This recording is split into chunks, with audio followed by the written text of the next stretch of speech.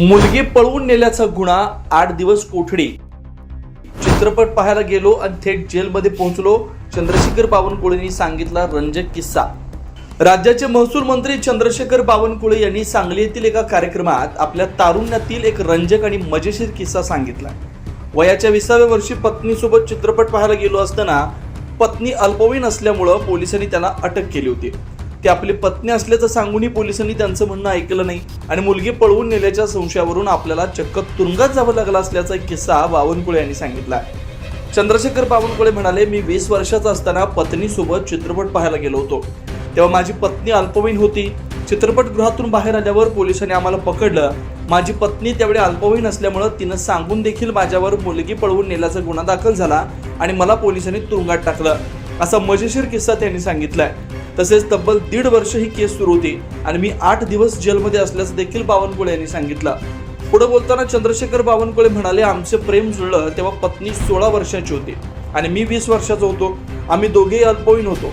त्यावेळी आम्ही कयामत से कयामत चित्रपट पाहायला गेलो होतो. चित्रपट पाहून बाहेर आल्यावर पोलिसांनी आम्हाला पकडलं. आम्ही दोघेही छोटे होतो, पण आम्हाला कोणालाच काही सांगता येत नव्हतं. काही कारण नसताना पोलीस मला पोलीस स्टेशनला घेऊन गेले. अल्पवयीन मुलगी पळवून नेली म्हणून माझ्यावर केस लावली, असं त्यांनी सांगितलं. हा किस्सा ऐकल्यावर उपस्थितांमध्ये एकच हशा पिकला होता. मी जेव्हा आमचं जुळलं दोघांचं प्रेम, तेव्हा ती 16 वर्षाची होती, मी 20 वर्षाचा होतो. दोघे अल्पवयीन होतो. आता अल्पवयीन असताना सरिताताई, तुम्ही साक्षी आहे, आम्ही दोघं कयामत से कयामत पिक्चर पाहायला गेलो.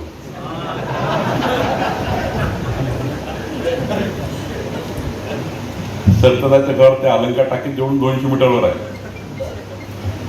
त्या कयामत से कयामत पिक्चर पाहून बाहेर आल्यावर पोलिसांनी आम्हाला पकडलं. फुलारी साहेब म्हणजे आता आम्ही लहान लहान दिसतो, छोटे छोटे, 20 आणि 16. पोलीस म्हणे मुलगी कोण आहे? तेव्हा घाबरलो पोलिसांना आम्ही. तर ती सांगून नाही आली, मी घरी सांगून नाही आलो. पाहायला गेलो पिक्चर. तर पिक्चर पाहिल्यानंतर पोलिसांनी पकडलं तर अवघड झालं. आता 16 वर्षाची माझी बायको, मी 20 वर्षाचा. ती ना घरी सांगतायत आणि मला ना सांगतायत काय केलं आम्ही. पिक्चरच पाहिला होता.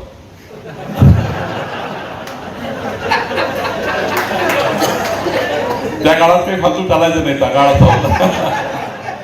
आता हा काळ 40-35 वर्षापूर्वीचा काळ. तर पिक्चर पाहून आल्यानंतर पोलिसांनी पकडलं. सरळ सीताबर्डी पोलीस स्टेशनला फुलारी साहेब तुम्ही घेऊन गेले. तिथे कारण नसताना माझ्यावर अल्पवयीन मुलगी पळवून नेली म्हणून केस लावला.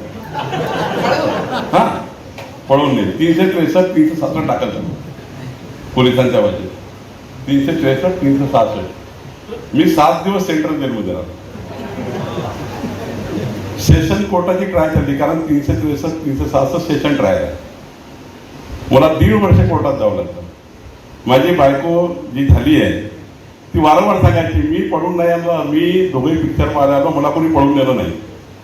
पोलिसांना ती वारंवार सांगायची, मी काही पळून नाही आली आहे, मी पिक्चर पाहायला आली आहे. पण नाबालिक कुणीचं बयान घेतं कोण?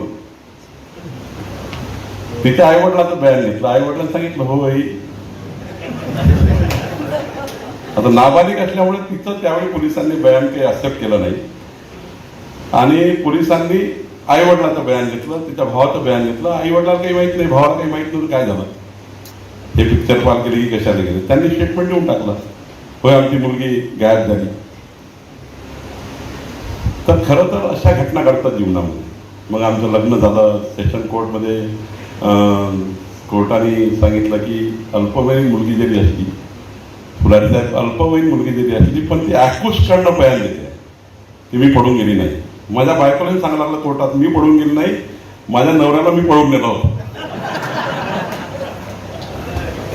आता इतक्या वर्षानंतर, 37 वर्षानंतर एक इन्फ्लुएन्सर धाराशिवचा, तो माझ्या जीवनावर टीका करतो आत्ता 4 दिवसापूर्वी.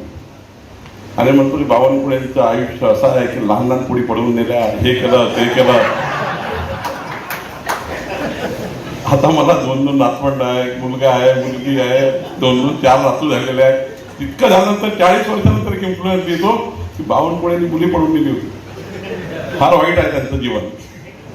त्यालाही माहित नाही माझी बायको आहे, थोडी माहिती थोडी माहिती काढली असती, अधिक माहिती काढली असती, मला त्याने फोन केला असता की बावनकुळे साहेब ते 363 366 तुमच्यावर लागली होती, ती कशाची आहे जरा समजून सांगा आम्हाला. तर त्याच्याशी प्रेमान बोललो असतो, एक कप चहा पाजला असता, तो आपल्या घरी गेला असता, मी आपल्या घरी गेलो असतो. पण त्यांनी एवढी टीका केली माझ्या बायकोवर, माझ्यावर, दोघांवरही. त्याला माहितीच नाही की माझी बायको आहे. ती मुलगी कुठं आहे, ती मुलगी कुठं आहे, शोधा लावा, तिला आणा शोधून, कुठे आहे बावनकुळेची ती मुलगी. आता मी विचार केला होता की सरिताताईला बोलवायचं की मी माझ्याजवळ चांगला कार्यक्रम करायचा, सांगायचं बाबा ही माझी बायको आहे, माझी नातू आहे. खरं तर समाजाला काय केलं, समाजाला खरंच वाटलं की ती मुलगी कोण आहे, कुठे गेली, काय गेली, कुणाची मुलगी आहे. मला आता एका व्यक्तीने त्याच्यावर एफ.आय.आर. कार्यकर्ते असताना एफ.आय.आर. करणार, आमच्या नेत्यावर अशी टीका केली, आमच्या नेत्यावर तशी आम्ही कधी काही एफ.आय.आर. करत नाही, कार्यकर्ते करतात, मग त्यांच्या भावना दिसतात.